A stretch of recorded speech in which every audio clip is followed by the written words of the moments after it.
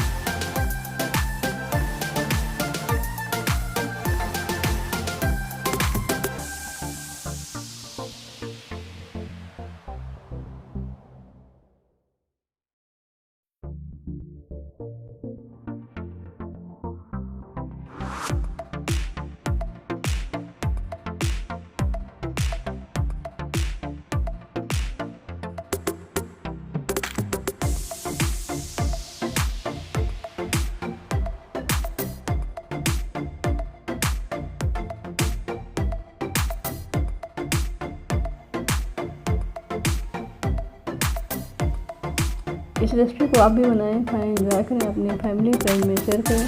अगर आपने अभी तक हमारे चैनल को लाइक सब्सक्राइब शेयर नहीं किया है तो प्लीज़ आप हमारे चैनल को लाइक सब्सक्राइब शेयर करें।